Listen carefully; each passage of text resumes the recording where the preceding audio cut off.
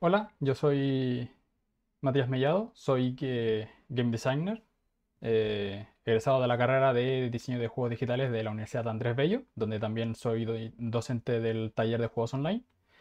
Y como parte de la Game Jam organizada por el Instituto Francés, por la actividad de... no me acuerdo el nombre, tendrá que lo revisar antes. Voy a estar dando esta charla de Game Design, la cual la nombré Game Design 101, porque voy a estar cubriendo ciertos temas básicos y ciertos conceptos bastante como centrales de lo que es desarrollar o más bien dicho diseñar un juego, pero tratando de explicarlos de una forma rápida y sencilla para que se puedan aplicar dentro de esta misma Game Jam. Em, Así que para empezar vamos a hablar de ciertos conceptos claves, partiendo por qué es el game design. Porque cuando se suele hablar de diseño, siempre se tiende como a enfocar o interpretar desde un punto de vista más de arte, más gráfico, más de lo visual. Sin embargo, el diseño propiamente tal no es nada más que el proceso donde un diseñador crea un contexto en donde un participante se ve envuelto del cual emerge un significado. ¿Qué quiere decir todo esto?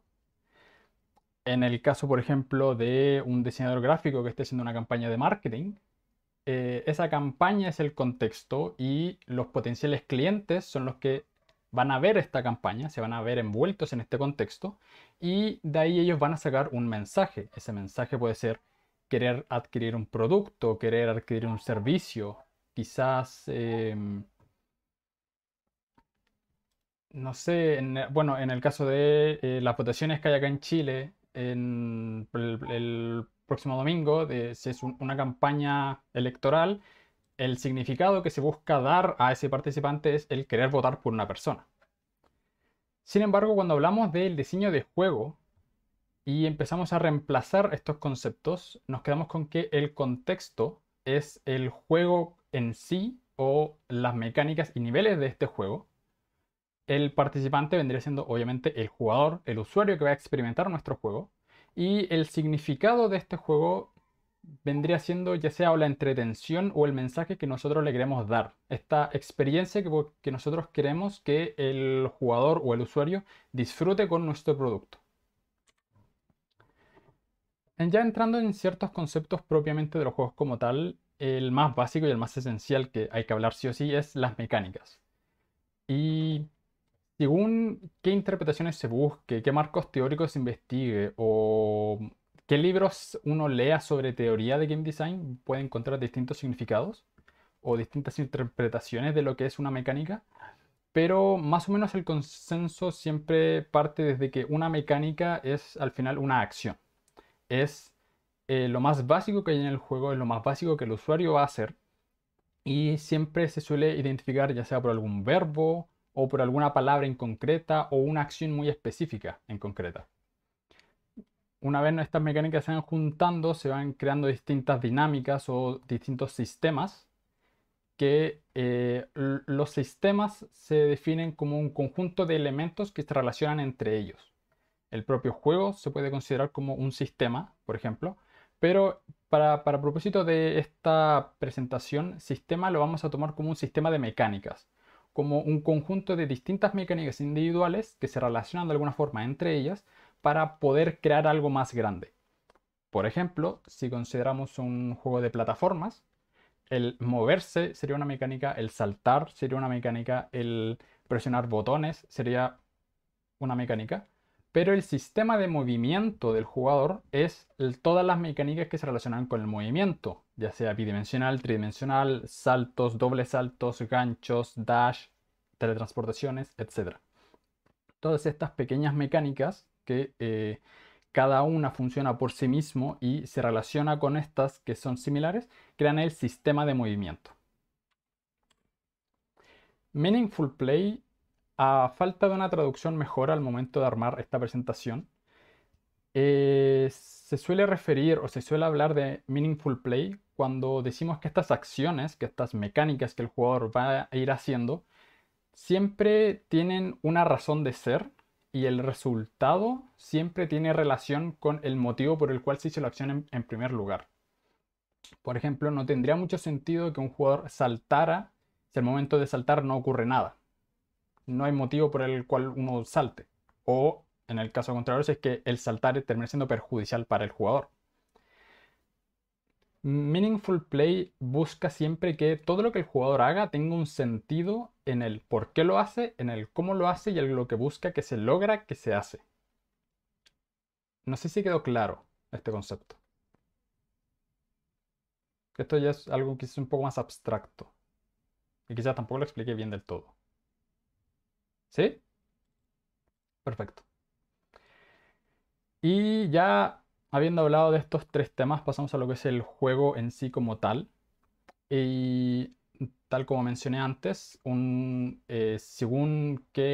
uno busque, qué marcos teóricos uno investigue o qué teorías uno profundice, puede encontrar distintas definiciones. Hay un montón de libros sobre esto y ninguno se pone de acuerdo entre ellos. Pero un punto de partida muy central sobre lo que es un juego lo define como un sistema donde los jugadores se enfrentan a un conflicto artificial definido por reglas claras y con un resultado cuantificable. ¿Qué quiere decir esto? Que los jugadores entran en un escenario fantástico, entran en algo irreal, donde se les va a presentar un desafío irreal dentro de este escenario y en base a ciertas reglas impuestas a los jugadores, ellos van a buscar obtener un resultado, van a buscar cumplir un objetivo que ellos puedan cuantificar ese resultado o ese objetivo como tal. Es decir, puedan decidir, o sea, puedan decir alguien ganó, alguien perdió. Puedan decir por cuánto alguien ganó, cuánto obtuvo, cuánto puntaje sacó, por ejemplo. Cosas por el estilo. Y es en esta definición donde vamos a estar profundizando más durante toda la presentación y donde vamos a empezar a ver qué significan cada una de estas cosas. ¿Qué significa que el jugador se inmerse en un espacio? ¿Qué significa que este conflicto sea artificial? ¿Qué implican las reglas o qué son las reglas de un juego? Y vamos a empezar por lo que siempre debería ser el punto de partida, en mi opinión, que es la mecánica core. ¿Qué es la mecánica core? Bueno, tal como dije, es el punto de partida de un juego. Es el núcleo central, de ahí que se llame mecánica core, mecánica central, de un juego, y es lo más representativo de este. Es lo que le da identidad y es muy probablemente lo primero que pensemos cuando se nos viene a la mente un juego o una experiencia de un juego. Eh, esta mecánica core centra las bases de lo que va a ser todo el diseño del juego propiamente tal y siempre es importante que interactúe con todas las otras mecánicas y con todos los otros sistemas de alguna forma u otra. Porque es en esta mecánica donde el jugador va a estar explorando y profundizando todo el rato constantemente y es lo que va a permitir que todo el juego se sienta como una experiencia unida. Porque no tiene mucho sentido que yo juego un nivel de un juego donde me presentan una mecánica y luego esa mecánica no se ve nunca más en el juego o que en un punto random del juego aparezca algo único nuevo y aparece ahí y después desaparece y nunca más se ve. Este tipo de cosas suelen hacer que los juegos se sientan como experiencias desconectadas entre sí mismas, que no sean coherentes y que se sientan como muchas cosas pegadas a lo bruto. El tener una buena mecánica core y el diseñar bien en torno a una buena mecánica core permite que el juego se sienta como una sola unidad, permite que el juego se sienta como una sola experiencia que nosotros empezamos, disfrutamos y exploramos a lo largo de todo el juego hasta el final.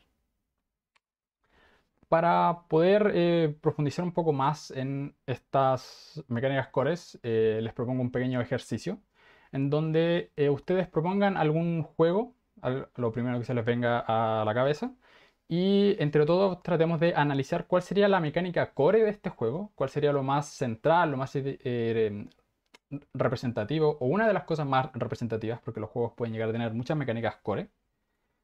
Y también tratemos de ver cómo interactúa esa mecánica con el resto de los sistemas del juego. Así que ¿a alguien se le ocurre algún ejemplo que proponer?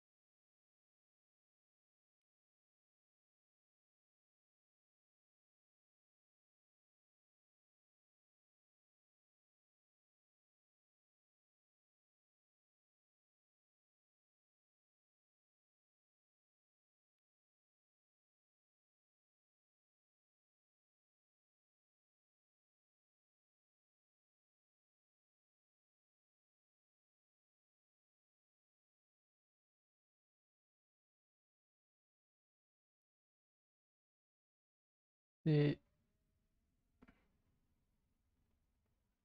sí. Pero espérate, que lo que tú comentas es desde el punto de vista más técnico de lo que es programación. Eh, Sin embargo, durante esta presentación estamos viendo más el tema conceptual, más el tema de las ideas. Porque una cosa es tener el sistema de que el juego reconozca que estoy presionando una tecla y por ende haga algo. Pero lo otro es pensar en la idea de qué es lo que va a hacer ese algo, cuáles son las consecuencias de ese algo, cómo va a interactuar ese algo con el resto de cosas. Eh,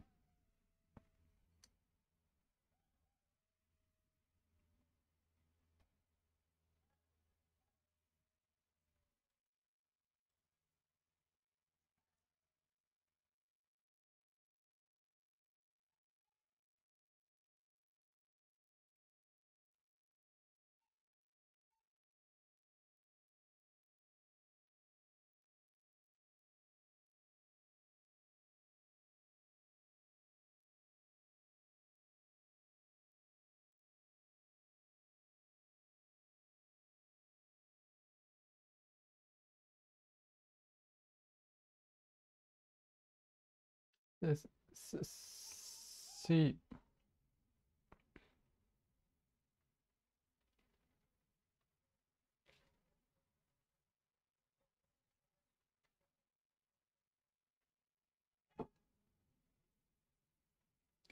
sí.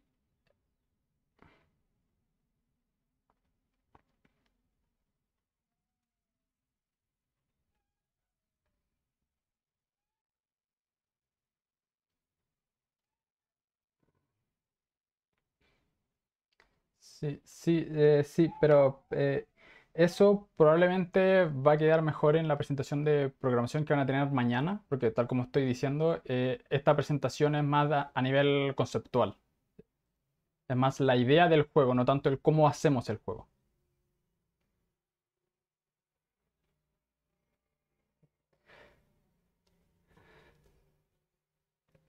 Bueno, para eso ese es el objetivo de esta clase al final. Em, por dar un ejemplo para este ejercicio, podríamos pensar a lo mejor en Super Mario, en donde fácilmente podemos identificar que la mecánica core de Super Mario es el salto.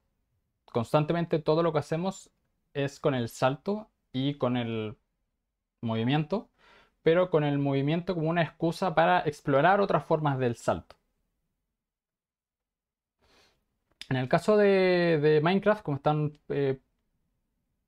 proponiendo acá, em, Minecraft, al ser un sandbox, al ser un juego más como de mundo abierto, es un poco más complejo identificar una mecánica core así como a la rápida, pero podríamos empezar a hablar del sistema de crafteo del juego. Todo el rato, todo lo que estamos haciendo busca de alguna forma generar excusas para que el jugador craftee. El talar los árboles, el estar minando, el estar buscando recursos. Todo eso tiene que ver para que el jugador tenga los materiales y tenga los recursos para poder craftear nuevos objetos, para poder buscar nuevos materiales, para craftear nuevas cosas y obtener nuevos objetos. Todo el rato el juego va girando constantemente en base a el crafteo del juego.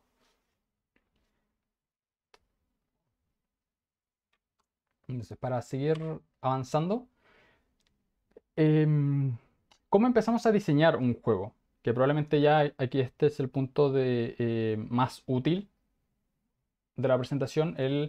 Ok, tenemos gente que sabe cómo hacer el arte del juego, sabe cómo son las gráficas, sabe cómo hacer las interfaces, sabe cómo programar el juego, tiene sus propios sistemas para programar estos juegos.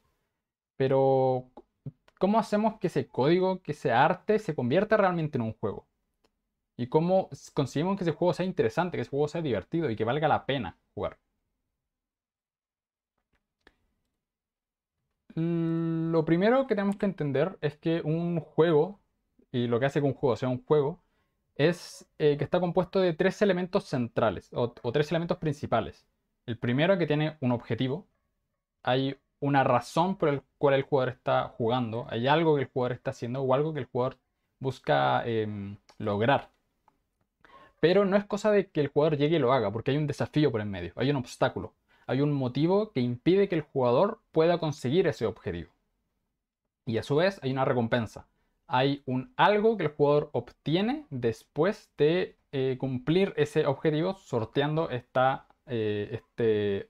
obstáculo o este desafío. Y a pesar de que la palabra desafío se suele asociar más como a la dificultad, a algo desafiante, desafío no es más que un obstáculo que impide al jugador obtener un objetivo, de modo en que todos los juegos tienen un desafío, al contrario de lo que cierta gente cree al asociarlo más a algo desafiante, pero desafío es algo mucho más sencillo que eso. Un juego puede tener un desafío, pero ser súper fácil a la vez. Eso es algo que siempre es importante tener en cuenta. Y para reutilizar el ejemplo que dije antes, ya que este lo tenía preparado para esto, en el caso de Super Mario, ¿cómo identificamos estos tres elementos en Super Mario Bros? Por irnos a algo más clásico y algo que todo el mundo puede conocer fácilmente. El juego básicamente somos una persona, somos un personaje que se mueve por el escenario. Y ya está. Eso es el juego. Pero lo que hace que el juego sea entretenido y lo que hace que lo convierta en un juego y no simplemente en algo interactivo es que tenemos el objetivo de llegar al otro lado del escenario. Empezamos en un extremo y tenemos que llegar al otro extremo. Pero no es cosa de movernos hacia el otro extremo y ya, porque en medio tenemos a los enemigos, tenemos a los bloques que nos impiden avanzar, tenemos los vacíos en que morimos y caemos, y tenemos todos estos obstáculos que tenemos que ir sorteando con el movimiento para llegar al otro lado del objetivo. O sea, para alcanzar este objetivo, llegar al otro extremo del escenario. Y obtenemos una recompensa al llegar al otro extremo del escenario. Obtenemos una cierta puntuación según qué tan rápido lo hayamos hecho. Desbloqueamos un nuevo nivel y nos permite avanzar. Un segundo, que me pegué la nariz. Y en el caso del juego como conjunto, logramos rescatar a la princesa al momento de completar el último nivel. Y obtenemos esta como recompensa social, que ya voy a hablar un poco más de ello a futuro, de haber superado este desafío que es pasarse el juego. En cuanto a lo que hace que el juego sea entretenido, porque vimos esos tres elementos que hacen que un juego sea un juego al final, pero que hace que el juego sea divertido. Y hay un libro llamado Theory of Fun, el cual explora muy en detalle todo este tema de qué es lo que hace que la entretención nos entretenga al final, que es lo que hace que encontremos que las cosas sean entretenidas. Y a lo que llega es que se resume en el aprendizaje. Eh, Nosotros al aprender, tal como hemos evolucionado, hace que al adquirir conocimiento nuevo, nosotros nos sentamos realizados y esa realización personal se convierte en la entretención en el momento. De modo en que siempre es importante que los juegos tengan algo que el usuario tenga que aprender, ya sea algún patrón, ya sea algún sistema, ya sea alguna mecánica, ya sea un lo que sea, y que este aprendizaje sea constante durante todo el juego, que todo el tiempo el jugador esté aprendiendo cosas del juego. Pero que no solamente aprenda cosas, sino que tenga la oportunidad de dominar estas cosas, tenga la oportunidad de obtener una maestría en estos elementos que nosotros le estamos enseñando. Eh, por ejemplo, en el caso de Dark Souls, que es un tipo de juego muy difícil, que constantemente se está debatiendo sobre la dificultad de ese juego. eh, el sistema central del juego viene siendo el combate y lo que nosotros estamos constantemente aprendiendo es el sistema de combate del juego. Constantemente nos van poniendo desafíos de cómo superar ciertos enemigos, cómo derrotar a ciertos bosses y poco a poco nos vamos haciendo más expertos en este sistema de combate que vamos aprendiendo poco a poco, que es un poco lo que hace que el juego empiece a ser entretenido a la larga. Pero algo mucho más importante que eso es que este aprendizaje no tiene consecuencias reales. Explico este punto. Si mantenemos el símil de Dark Souls y lo comparamos, por ejemplo, con alguna clase, alguna materia, algún ramo o una carrera de universidad, por ejemplo, en ambos puntos o en ambos casos nos ponen algo que nosotros tenemos que aprender que es complejo. En el caso de Dark Souls, el sistema de combate. En el caso de una clase, la materia propiamente tal. Todo el tiempo a lo largo en el que nosotros experimentamos estos ejemplos, durante todo el juego Dark Souls o durante todo el semestre de esa clase o todos los años de carrera, nos van poniendo desafíos centrales y pruebas constantemente que nos permiten demostrar que nosotros no solamente aprendimos eso que el juego nos quiere eso que el juego nos quiere enseñar, sino que además dominamos y obtenemos cierto nivel de maestría en estas habilidades. En el caso de Dark Souls, los bosses constantemente. En el caso de una clase, las pruebas o evaluaciones que nos puedan dar. Pero nosotros no decimos que una clase difícil es entretenida. No decimos que una evaluación súper difícil nos divierta. No decimos que una carrera sea eh, entretenida, no en el sentido de que nos guste la materia, sino que el estar yendo a clases y el estar aprendiendo y tener las evaluaciones sea divertido. Y esto viene porque en el caso de Dark Souls, a pesar de que constantemente perdemos, constantemente morimos, no hay una consecuencia real de morir, no hay una consecuencia real de que perdamos.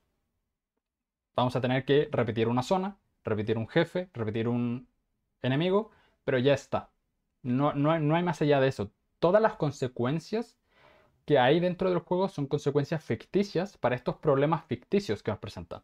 En cambio, en una clase o en un ramo, en una carrera o en lo que sea, sí hay consecuencias reales. Hay consecuencias de que tenemos que cursar un ramo otra vez, tenemos que dar un semestre extra, nos vamos a atrasar en esa carrera y eso no puede significar un gasto económico, un gasto personal, un gasto profesional. Y el tener estas consecuencias reales hace que el experimentar esta dificultad, por más que Dark Souls aún así pueda ser difícil, el enfrentarnos a esta dificultad al no tener consecuencias reales permite que nosotros podamos disfrutar esa dificultad y esa experiencia. Pero aún así podría no llegar a ser entretenida esta experiencia si es que no es balanceada. Si es que la exigencia que nos pida de maestría de estas habilidades sea acorde con el nivel y experiencia que nosotros tengamos. Por mantenernos en el ejemplo de Dark Souls, si tuviéramos que enfrentarnos a los jefes más difíciles al comienzo del juego, la cantidad de gente que lo dejaría de jugar instantáneamente sería muchísimo mayor, porque el juego se vuelve injusto. Nos piden un nivel de maestría demasiado alto para la cantidad de tiempo que nosotros llevamos jugando. En cambio, si todos los jefes fáciles estuvieran al final, el último trozo del juego también la gente lo dejaría porque se volvería aburrido, se volvería tedioso. Eh, Nosotros tenemos mucha experiencia, tenemos mucha maestría en estas habilidades que nos presenta el juego, pero los jefes que van a ver no van a ser acordes a esta dificultad o a esta maestría que nos presentan.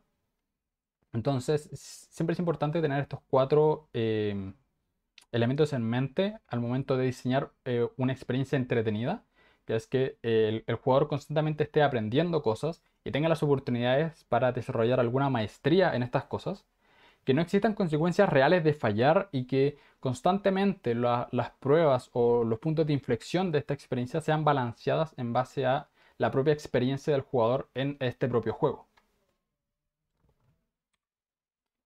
Antes de pasar al siguiente, ¿hay alguna duda hasta ahora? Especialmente en toda esta parte de la entretención.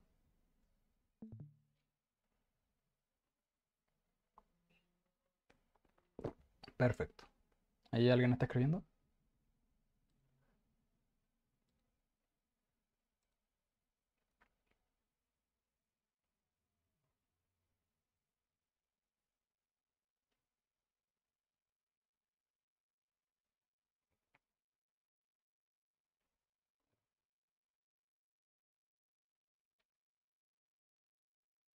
Bueno, para seguir avanzando, las reglas de un juego. ¿Cómo nosotros definimos estas reglas? Porque, ok, sabemos lo que es un juego, sabemos lo que hace que un juego sea un juego, estos tres elementos. Sabemos cómo crear la experiencia entretenida de un juego, pero ¿cómo nos aseguramos que esto se cumpla? Las reglas del juego se definen como la estructura interna que va a tener el juego y nos va a permitir disfrutar esta experiencia. Básicamente son una serie de instrucciones y acciones que el jugador va a tener limitadas y que las va a tener que seguir para poder avanzar y progresar en el juego. Las reglas les permiten decirle a nuestro usuario qué es lo que puede hacer, cómo lo puede hacer, cuándo lo puede hacer y para qué lo puede hacer. Si le damos completa libertad al usuario de hacer lo que se le dé la absoluta gana, tenemos un ambiente interactivo, no un juego. A su vez, estas reglas tienen que ser explícitas y tienen que ser claras. No, no podemos esperar que un jugador siga unas reglas que no les hemos dicho, que no le hemos explicado. O, o que nosotros creamos que él va a asumir las reglas, pero él puede interpretar lo que sea y puede entender algo muy distinto de lo que la experiencia del juego realmente quiere proponer. O que estas explicaciones estén tan vagas y tan mal hechas que el jugador no le quede claro realmente cuáles son las reglas del juego. El jugador constantemente tiene que saber cuáles son estas reglas y qué es lo que tiene que hacer y qué es lo que no puede hacer y cuáles van a ser las consecuencias de no seguir estas mismas reglas. Y también estas reglas siempre tienen que aplicar a todos los jugadores. No puede haber gente que la aplique en algunas reglas y gente que les aplique en otras.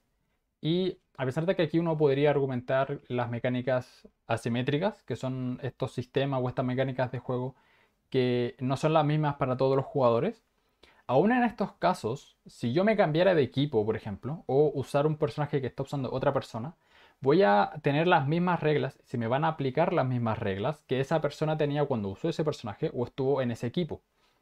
Y de la misma forma, estos pequeños sistemas de reglas, aún así se ven envueltos en un sistema más global que comanda estas reglas y define lo que estas reglas pueden o no pueden hacer, manteniendo un nivel de equidad entre todos los jugadores, aunque hagan cosas diferentes.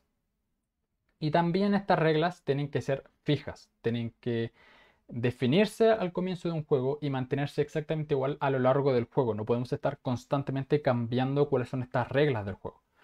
No podemos hacer que el jugador antes hiciera una cosa y a partir de cierto punto, porque sí, empiece a hacer otra. O lo que antes podía hacer, después no lo puede hacer. Y nuevamente, a pesar de que hay casos en los cuales sí pueden cambiar las reglas de un juego, por ejemplo, si yo desbloqueo habilidades o obtengo nuevas armas o nuevas herramientas, voy a poder romper ciertas reglas que antes habían.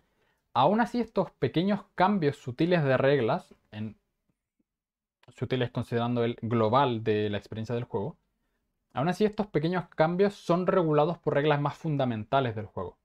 Aunque yo pueda desbloquear un arma que me permita romper ciertas puertas, en el caso de los Metroid, por ejemplo, esa arma no me permite romper lo que sea. Aún así van a haber ciertos muros que yo no puedo romper. Van a haber ciertas puertas que no puedo romper. O ciertas cosas que no puedo romper. Porque ese empezar a destruir cosas, aún así se ve bajo una regla macro más grande de ciertos muros son indestructibles, no importa qué, por dar un ejemplo rápido. Y también estas reglas son vinculantes, es decir, los jugadores saben que tienen que seguir estas reglas y siempre va a haber, o sea, siempre va a estar clara cuál es la consecuencia de no seguir estas reglas y cuál es el castigo de ello. En el caso de un juego single player, por ejemplo, si yo decido no seguir las reglas de un juego, no voy a jugar al juego. Voy a estar dándome vueltas, voy a estar haciendo cosas, pero no voy a avanzar en el juego. Y en un caso quizás más fácil de entender, en el caso de un juego multijugador, si yo uso hacks, si uso cheats, si uso trampas, exploits o lo que sea para romper estas reglas del juego, me van a terminar baneando del juego. Me van a decir, oye, tú no estás siguiendo las reglas, no juegas, así de simple. Y también estas reglas se replican tanto a lo largo del juego, es decir, constantemente vamos a ir viendo distintos escenarios o distintas situaciones que nos permiten aplicar las mismas reglas que vimos para otras cosas, sino que además en cada experiencia del juego, en cada instancia del juego, esas reglas van a ser las mismas. No van a cambiar si yo cierro y abro el juego.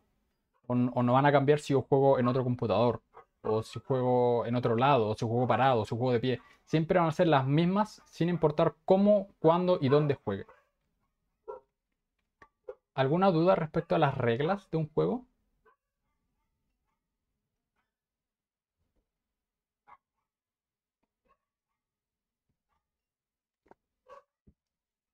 Perfecto.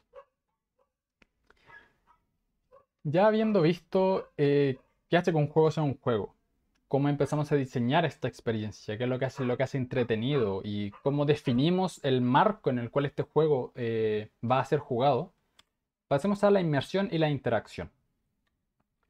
En la inmersión, o cuando hablamos de inmersión, hay un tema bastante, o más bien un concepto bastante popular que se llama el círculo mágico.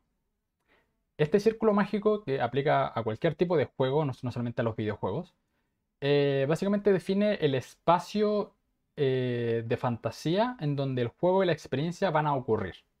Este círculo nos permite separar el juego de lo que es el mundo real y, por ende, cambiar cuáles son las reglas que van a ocurrir dentro de ese juego. Un ejemplo súper fácil es si en un juego morimos, reaparecemos y seguimos. En la vida real no, claramente. En el caso de los juegos, este círculo que se haya compuesto por una estructura que lo contiene, esta estructura vendría siendo el juego propiamente tal. Es el propio juego el que limita dónde empieza la fantasía y dónde termina, dónde empieza y termina esta experiencia. En el caso de, por ejemplo, juegos que involucren a la vida real de alguna otra forma, ya es un tema mucho más complejo y esa línea empieza a ser un poco más borrosa, de modo en que no me voy a meter mucho ahí porque tampoco la presentación la idea es que vaya para allá. Pero en el caso de los videojuegos o como estándarmente conocemos los juegos, es este propio juego el que contiene la estructura de este círculo mágico. Es importante que se queden con eso. Este círculo, este espacio, este lugar es explícito y es consciente. Nosotros sabemos cuál es el juego, qué no es el juego y voluntariamente entramos a este juego. No es que estamos sentados frente al computador y de repente estamos jugando algo. Nosotros decidimos abrir un juego, decidimos entrar en un juego y decidimos exponernos voluntariamente a la experiencia que ese juego nos quiera dar. Y esto es importante por los dos puntos siguientes. El primero es que se crean relaciones y realidades diferentes. Es- Se crean distintos tipos de interacciones, empiezan a haber distintos tipos de significados para las mismas cosas que conocemos en el mundo real y empieza a haber esta fantasía implícita eh, en, en todo lo que hacemos y dejamos de hacer que nos permite separar lo que es el juego del mundo real. Y también está esta suspensión de la incredulidad que nos permite aceptar esta nueva realidad, nos permite aceptar esta fantasía como parte del juego sin cuestionarla. Cuando en un juego morimos y reaparecemos, no nos cuestionamos eso. No nos decimos, oye, ¿por qué estoy reapareciendo si ya morí? ¿Qué onda? Esto está roto. Aceptamos que así es como funciona el juego. Porque voluntariamente entramos a él. No nos cuestionamos el cómo funciona el juego. Aceptamos lo que el juego nos proponga. Y esto es algo súper importante que ustedes aprovechen.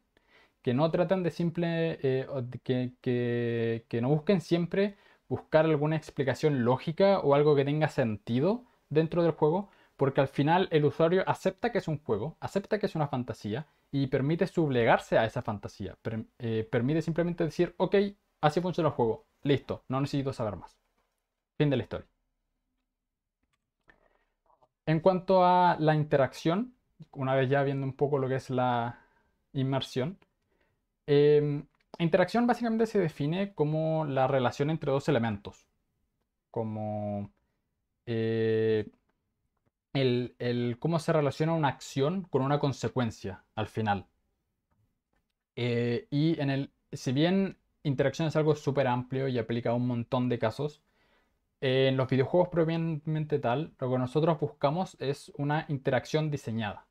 Es decir, una interacción con una estructura interna, con un propósito, con una razón y que se le presente al jugador como algo que él va a buscar hacer y él sabe que va a buscar hacer. Ya sea, por ejemplo, disparar en un juego, si bien a lo mejor disparar el arma, podrían haber distintas experiencias interactivas que nos permitan saber lo que se siente disparar un arma. En el caso de los juegos, disparar el arma tiene un objetivo, tiene una razón, ya sea derrotar a algún enemigo, destruir ciertos objetos, lo que sea. Hay algo de peso o algo relevante dentro del sistema a nosotros nos va a impulsar a hacer estas acciones y buscar estas consecuencias. Y siempre que nosotros vamos a interactuar con cosas, vamos a enfrentar a una decisión. Y para entender las decisiones dentro de los juegos, hay que comprender que se resumen básicamente en 5 puntos claves que siempre tenemos que saber identificar y saber cómo presentar y diseñar adecuadamente. El primer punto, y con el que siempre se va a partir, es el estado previo del juego. ¿Qué había antes? ¿Qué es lo que el jugador estaba haciendo antes? ¿Cuáles eran las estadísticas antes? ¿Cuál era la situación antes? Etcétera. El segundo punto es la presentación de la decisión. Esta decisión se puede presentar como un cambio en ese estado previo, como algo más explícito, que ya voy a hablar un poco de que sea explícito o implícito una decisión. Se puede presentar como un punto de quiebre dentro del juego. Se puede presentar de mil formas diferentes, pero siempre va a haber un momento en que el jugador se le presenta una decisión y él va a saber que se le está presentando una decisión, ya sea que la decisión la tome de forma consciente o inconsciente. El tercer punto es la toma propia de la decisión, es el cómo el jugador va a tomar esta decisión, cómo él va a reaccionar a esta presentación que se nos está dando, en donde el estado previo del juego va a cambiar. Tal como dije antes, esta presentación puede ser explícita o puede ser implícita, y el jugador puede tomar esta decisión también de forma explícita o implícita, incluso puede estar tomando decisiones sin que se dé cuenta que está tomando decisiones. El siguiente punto que siempre hay que buscar y siempre hay que tener en cuenta son las consecuencias de esta decisión. Hay un motivo por el cual la persona tiene que tomar esta decisión. Hay algo que va a ocurrir, algo que va a pasar. No puedo tomar una decisión por tomarla y ya está. Tiene que haber un motivo o algo que impulse al jugador a tomar esta decisión. Porque si no hay razón de tomarla, ¿por qué está en primer lugar? ¿Por qué tengo que decidir entre A o B si da lo mismo? Si no significa nada. Si escojo A, B y listo, nunca más se habla de B. ¿Por qué escogí B entonces? ¿Por qué se me presenta esta dicotomía si no va a haber razón de ser? Tiene que haber una consecuencia de esta decisión y una consecuencia de la interacción que haga el jugador. Y el último punto, que esto sí va a ser siempre explícito hacia el jugador, es el reflejo de esta consecuencia. Una cosa es que yo tome la decisión y cambie algo a causa de esa decisión, pero si el jugador nunca se entera, bien podría no haber consecuencia. O si el jugador simplemente se da cuenta porque probó muchas veces, hizo muchas cosas y se dio cuenta que algo cambiaba, pero nunca se le avisó, se va a sentir como una mala decisión o como una mala decisión diseñada. Porque cada vez que el jugador toma una decisión, se le tiene que estar informando de cuál es el cambio que va a haber. Puede ser más claro, puede ser menos claro, pero siempre tiene que haber alguna forma en que se refleje que una decisión hizo algo, que hay una consecuencia de una decisión.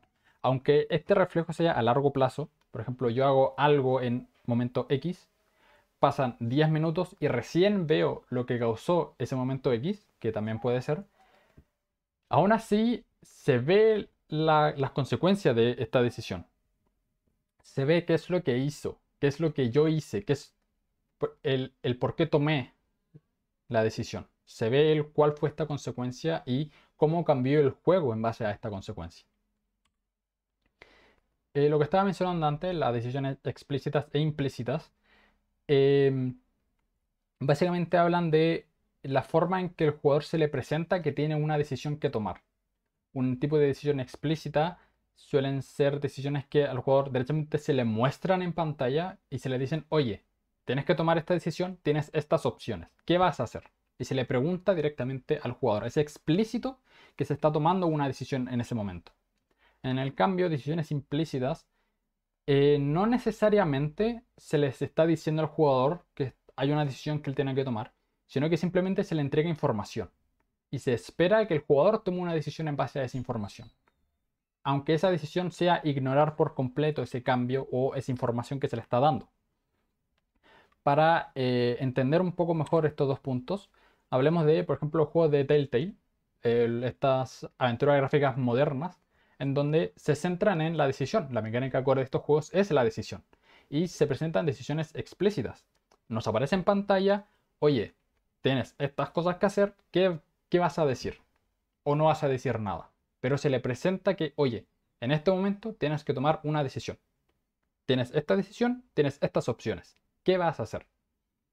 Ya sea en una conversación, en un diálogo, o al momento de decidir un camino u otro, abrir una puerta o no abrirla, decirle o no decirle algo a alguien, se nos va a presentar de forma directa que hay una decisión que nosotros estamos tomando en ese momento.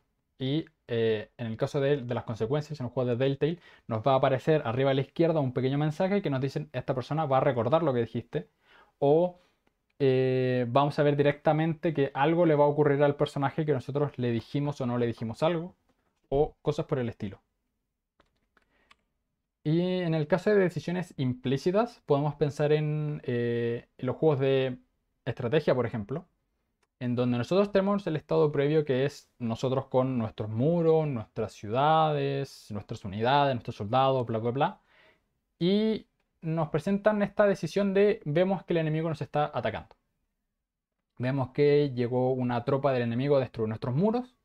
Llegaron soldados enemigos a atacarnos nuestras granjas, a atacarnos nuestros recursos, a atacarnos lo que sea. Al jugador no le aparece un pop-up en pantalla que dice, oye, te están atacando, ¿qué vas a hacer? O no le aparece una selección de botones de, oye, ¿qué vas a hacer con este ataque? ¿Voy a defender? ¿Voy a atacar? ¿Voy a huir? ¿Voy a ignorarlo? No, no se le presenta al jugador que tiene que tomar una decisión en ese momento. Pero se le da la información de, oye, te están atacando, ¿qué haces? Y en ese momento el jugador por su propia cuenta tiene que analizar y ver cuáles son las opciones que tiene, cuáles son las alternativas que tiene y eh, asumir cuáles son las consecuencias de esas opciones, ya sea se les ocurrieran o no. A lo mejor yo tengo mis unidades cerca y las mando a defender, pero al mandar a defenderlas, algunas unidades van a morir, tengo que asumir esa consecuencia. O lo ignoro por completo porque me ataca algo que en verdad me da igual, o quizás mis unidades están haciendo otra cosa, entonces tengo que crear nuevas unidades para defender. Sin importar que sea lo que yo haga, voy a estar tomando una decisión sin que el juego me diga, oye, toma una decisión. Simplemente dicen, está ocurriendo esto, ¿qué haces? A esto nos referimos cuando hablamos de decisiones implícitas. ¿Alguna duda hasta ahora? Que ya queda poco de la presentación.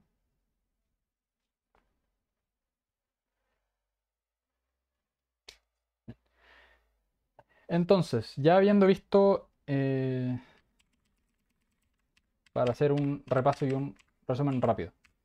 Ya habiendo visto ciertos conceptos centrales, ya habiendo visto un poco qué es una mecánica del juego, ya habiendo visto cómo empezamos a diseñar este juego, qué es el objetivo, el desafío y la recompensa del juego, qué es lo que nos permite que un juego sea entretenido, qué nos permite definir esta experiencia en base a las reglas del juego y estas cómo funcionan, qué es la inmersión, cómo funciona esta inmersión del jugador y cómo funciona la interacción del juego y cómo funcionan las decisiones al momento de interactuar con estas cosas, al momento de decidir hago algo o no hago algo. Ya una vez viendo todo eso, lo último que me queda por decirles es consejos de cómo llevar todo esto a una game jam, a cómo aplicar todas estas cosas que vimos y crear un pequeño prototipo de un juego.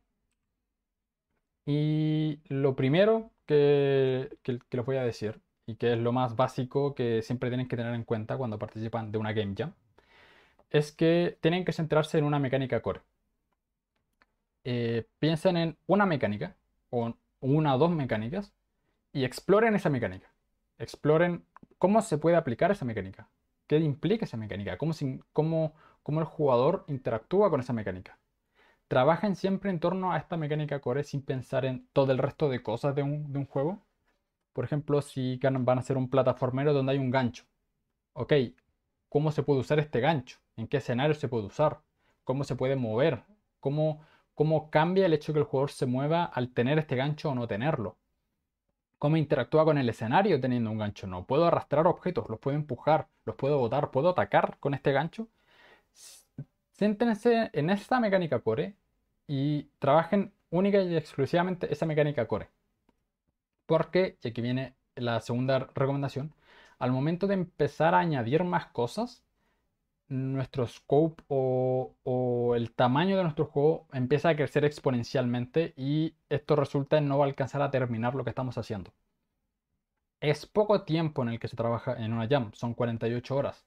No es mucho realmente. Cuando empiecen a hacer más prototipos o a participar en más game jam, se van a dar cuenta de realmente el poco tiempo que hay en una game jam. Y es por eso que es importante que no se dejen llevar por todas las ideas que tengan. Por más que se les ocurra que un sistema súper increíble y que poder añadir y que lo haría súper entretenido y que sería lo mejor y que haría el mejor juego del mundo, en 48 horas no lo van a hacer. No van a añadir todo lo que se les ocurra, no van a poder implementar todo lo que piensan. Y es por eso que antes de decidir qué añadir o qué no, escuchen lo que les pide el juego. Cuando se está diseñando un juego, no solamente importa la visión que tenga el creador de ese juego, sino que también es importante saber darse cuenta de lo que el propio juego te está pidiendo, de lo que el propio juego te está diciendo, oye, esto es entretenido, esto no, esto es más interesante, eh, este camino es mejor explorarlo, o esto está rompiendo el juego, o esto le está dando más vida al juego. Es importante saber darse cuenta de estas cosas, especialmente en una Game Jam, porque les va a permitir no solamente llegar a un mejor resultado, sino que optimizar mucho más el tiempo del desarrollo del juego. Y lo último que queda por decir es que siempre recuerden que solamente es un prototipo. Un prototipo no es nada más que una idea rápida, una ejecución súper vaga y lo más rápidamente posible hecha de una idea. No representa algo final, no tiene por qué ser algo pulido, no tiene por qué funcionar bien ni siquiera. Con que se pueda probar y experimentar esta idea que tuvieron, basta y sobra. No es necesario que esté completamente redondo ni que esté completamente terminado. Siempre y cuando puedan eh, tener una pequeña pincelada de esa experiencia que ustedes estaban buscando, es suficiente para un prototipo y es suficiente para una game jam. Muchas gracias.